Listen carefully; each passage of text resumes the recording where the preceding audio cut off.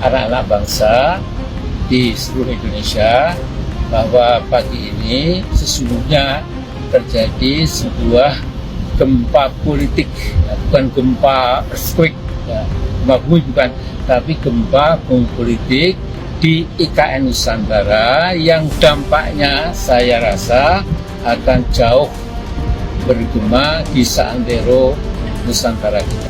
Itu Pak Amin Rais sih sebenarnya.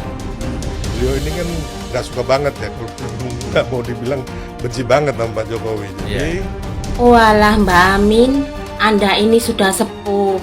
Doakan saja yang terbaik Mbak, supaya IKN bisa terwujud dan membanggakan negeri ini. Biar yang muda-muda yang mengurusnya.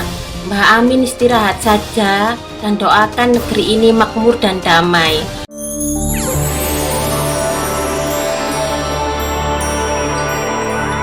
Assalamualaikum warahmatullahi wabarakatuh. Halo guys, selamat datang di channel Kabar Nusantara, informasi seputar berita di Nusantara. Di sini saya akan membagikan video mengenai sejarah IKN, digagas Soekarno, diwujudkan Jokowi. Tonton sampai habis ya. Wahai saudaraku sekeyakinan, mari subscribe channel saya. Jika Anda subscribe, maka otomatis Anda membantu saya. Dengan membantu orang lain, Anda bisa masuk surga. Loncengnya jangan lupa untuk mendapatkan informasi dan video menarik terbaru dari kami. Kami minta maaf apabila ada kata-kata yang salah dan kurang sopan, karena kami sebagai manusia biasa yang tidak luput dari salah dan lupa. Selamat menyaksikan. Sejarah IKN, digagas Soekarno, diwujudkan Jokowi. Ibu kota Nusantara, IKN, tidak lahir dalam waktu satu malam. Namun, pembicaraan soal ini sudah melalui proses yang sangat panjang, bahkan dari zaman Presiden Soekarno. Sebelum mengupas timeline sejarah IKN, mari kita simak terlebih dahulu sekilas apa itu IKN. Mari simak informasi lengkapnya dalam artikel Rumah 123. Apa itu IKN? Arti IKN adalah Ibu Kota Masa Depan Indonesia yang rencananya akan diresmikan pada 17 Agustus 2024 bersamaan dengan perayaan Hari Ulang Tahun Republik Indonesia, HUT RI, ke-79. IKN menggantikan DKI Jakarta yang sudah menjadi ibu kota negara sejak 1961. Di mana lokasi IKN, yaitu di pantai timur Pulau Kalimantan yang kini sudah menjadi bagian Kalimantan Timur. Nah kedepannya, IKN Nusantara diperkirakan bakal menjadi enklave dari Kalimantan Timur. Luas wilayah ibu kota baru Indonesia ini adalah 2.560 km persegi. Proyek IKN adalah proyek besar yang sudah dibangun sejak Juli 2022. Lanskap pembangunan ibu kota baru Indonesia ini mencakup perbukitan, hutan, dan teluk. IKN atau disebut juga Nusantara diharapkan dapat menjadi daerah otorita yang bersifat khusus dan memisahkan diri dari Provinsi Kalimantan Timur. Saat ini pemerintah terus menggenjot pembangunan infrastruktur dasar IKN. Adapun sejarah IKN, sebelum masa pembangunan sekarang, mari kita simak. Sejarah pemindahan ibu kota negara. Cikal bakal sejarah IKN Nusantara dimulai sejak 1957 pada masa pemerintahan Presiden Soekarno. Kemudian, eksekusinya terwujud pada masa pemerintahan Presiden Joko Widodo. Kala itu, Presiden Soekarno menggagas ibu kota negara pindah ke kota Palangkaraya, Kalimantan Tengah. Ini disampaikan pada saat peresmian kota ini sebagai ibu kota provinsi. Setelah 4 dekade berlalu, tepatnya pada 1997, gagasan serupa dicetuskan oleh Presiden Soeharto, yang mengeluarkan keputusan Presiden nomor 1, merencanakan pembangunan Jakarta secara matang, atau memindahkan pusat pemerintahan keluar DKI Jakarta. Akhirnya, pada 2019, Presiden Joko Widodo kembali mengutarakan rencana tersebut. Ia mengumumkan, ibu kota negara akan dipindahkan ke Kabupaten Kutai Kartanegara dan Penajam Pasar Utara. Begitulah sejarah IKN Nusantara, adapun rencana pembangunan ke depannya. Rencana pembangunan IKN Nusantara. Pemindahan tahap awal, periode 2022 hingga 2024. Pembangunan infrastruktur utama mulai dari Istana Kepresidenan, Gedung Majelis Permusyawaratan Rakyat, MPR, Dewan Perwakilan Rakyat, DPR, dan Perumahan. Pemindahan aparatur sipil negara, ASN, tahap awal. Beroperasinya infrastruktur dasar untuk 500.000 penduduk tahap awal. Inisiasi sektor-sektor ekonomi prioritas. Pembangunan IKN sebagai area yang tangguh, periode 2025 hingga 2034. Pengembangan fase kota berikutnya, misalnya inovasi dan ekonomi. Penyelesaian pemindahan pusat pemerintahan IKN. Pengembangan sektor-sektor ekonomi prioritas. Penerapan sistem insentif untuk sektor-sektor ekonomi prioritas. Pencapaian tujuan Sustainable Development Goals, SDGs. Pembangunan infrastruktur ekosistem 3 kota, periode 2035 hingga 2044. Menjadi destinasi Foreign Direct Investment, FDI, nomor 1 untuk sektor-sektor ekonomi prioritas di Indonesia. Menjadi 5 besar destinasi utama di Asia Tenggara bagi talenta global. Mendorong jaringan utilitas yang berkelanjutan dengan mengimplementasikan enablers ekonomi sirkuler. Mengembangkan pusat inovasi dan pengembangan talenta. Mengokohkan reputasi sebagai kota dunia untuk semua, periode 2045. Menjadi kota terdepan di dunia dalam hal daya saing. Menjadi 10 besar livable city di dunia. Mencapai net zero carbon emission dan 100% energi terbarukan pada kapasitas terpasang. Menjadi kota pertama di dunia dengan jumlah penduduk lebih besar dari 1 juta jiwa. Demikian informasi tentang apa yang dimaksud IKN, sejarah panjang pemindahan ibu kota negara Indonesia, dan rencana pembangunan ke depan. Semoga informasi dari Rumah 123 bermanfaat. 6 fakta menarik perayaan 17 Agustus di IKN, momen bersejarah. Ada sejumlah fakta menarik yang masih diperbincangkan masyarakat terkait perayaan 17 Agustus di Ibu Kota Nusantara, IKN. Berbeda dengan tahun-tahun sebelumnya, momen HUT RI ke-79 memang lebih menyita perhatian masyarakat. Tidak cuma momen membanggakan, ada pula sejumlah momen unik yang terjadi saat pelaksanaan event tahunan tersebut. Bagi yang belum bisa move on, berikut sejumlah fakta menarik terkait perayaan 17 Agustus di IKN yang sayang dilewatkan. Inilah fakta menarik upacara kemerdekaan RI di IKN. Upacara HUT kemerdekaan RI ke-79 sebenarnya dipusatkan di 2 lokasi, yakni Istana Negara IKN dan Istana Merdeka Jakarta. Upacara kemerdekaan di IKN dipimpin langsung oleh Presiden RI Joko Widodo, Jokowi. Adapun upacara kemerdekaan di Jakarta dipimpin oleh Wakil Presiden Maruf Amin. 2 dihadiri atlet peraih medali emas Olimpiade Paris 2024. Upacara kemerdekaan di IKN turut dihadiri oleh sejumlah tamu, termasuk 2 atlet peraih medali emas Olimpiade Paris 2024, yakni Rizky Juniansyah dan Fedrik Leonardo. Keduanya tampak hadir mengenakan jaket kontingen Indonesia di Olimpiade Paris, lengkap dengan medali emas yang menggantung di lehernya. Rizky Juniansyah merupakan atlet angkat besi yang meraih medali emas dalam cabang olahraga angkat besi pria kelas 73 kg. Sementara, Fedrik Leonardo merupakan atlet panjat tebing yang berhasil meraih emas setelah mengalahkan atlet Tiongkok dengan waktu 4,75 detik. 3 dibuka dengan 17 tembakan meriam. Hal menarik lain yang terekam dalam momen upacara HUT kemerdekaan RI ke-79 adalah dentuman ledakan meriam sebanyak 17 kali. Tembakan tersebut menandai dimulainya upacara kemerdekaan di IKN dan Jakarta.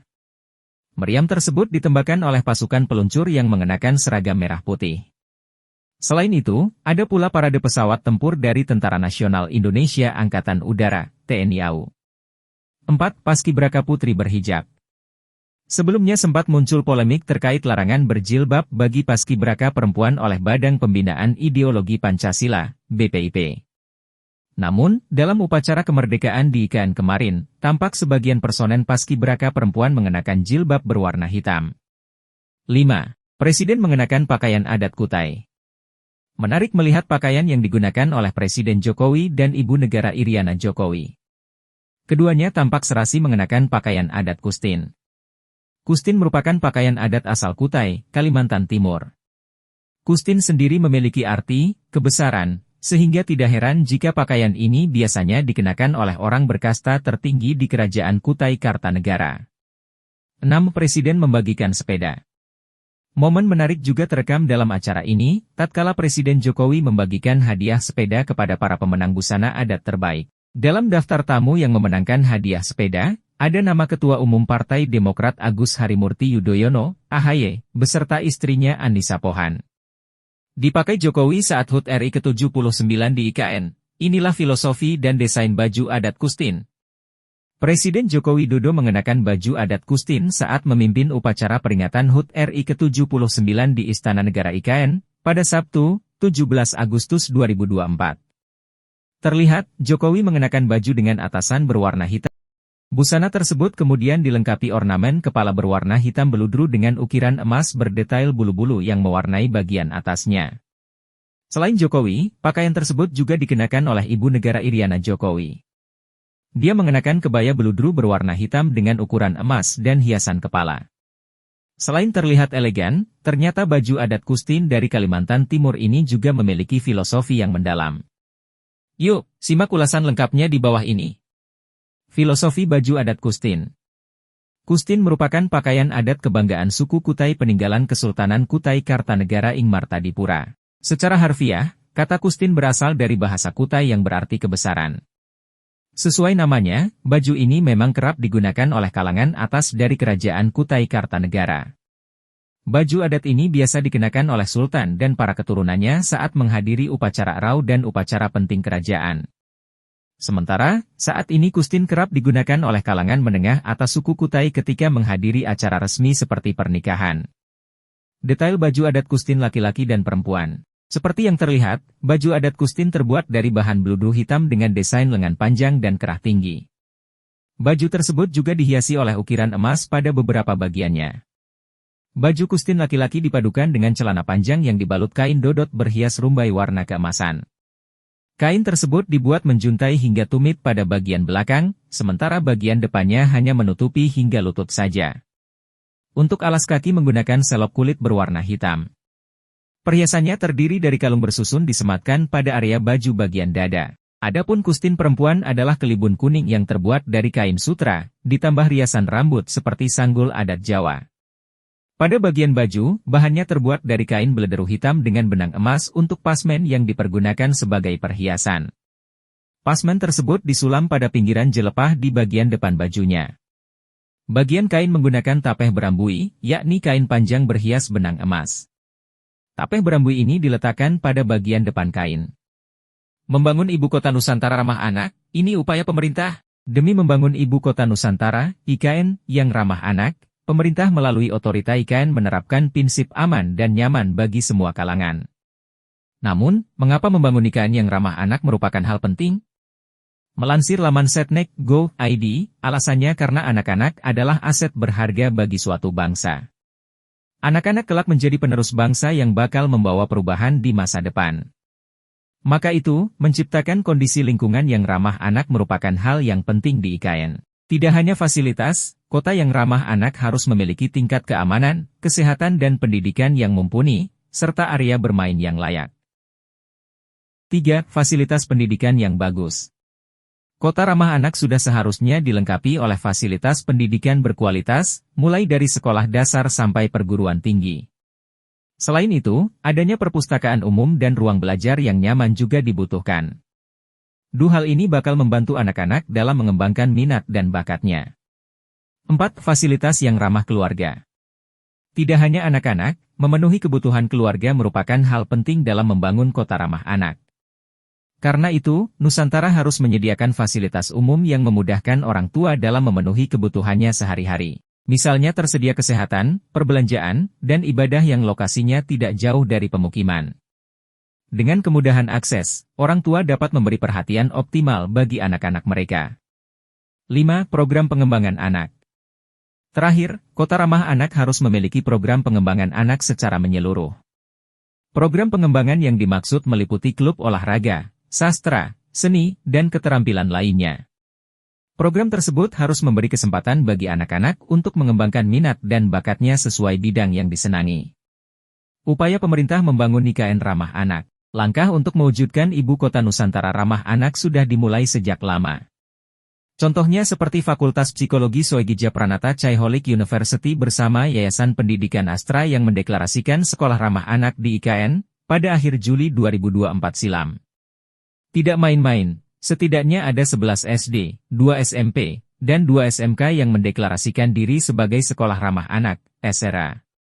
Kegiatan tersebut diinisiasi oleh Kementerian Pemberdayaan Perempuan dan Perlindungan Anak. Tidak cuma itu, OIKN juga melibatkan organisasi internasional dalam membahas konsep kota ramah anak di IKN, salah satunya United Nations Human Settlements Program, UN Habitat. Pertemuan yang diselenggarakan pada akhir 2023 ini diisi oleh sejumlah acara, mulai dari konferensi hingga panel diskusi. Demikianlah pembahasan mengenai upaya pemerintah dalam mewujudkan IKN yang ramah anak. Demikianlah video kabar Nusantara hari ini yang bisa kami informasikan. Saksikan terus video-video terbaru dari kami, jangan lupa subscribe sekarang juga. Kalau ada pertanyaan silakan komen di bawah dan jangan lupa subscribe channel ini dan bagikan ke teman-temanmu. Salam Nusantara. Wassalamualaikum warahmatullahi wabarakatuh.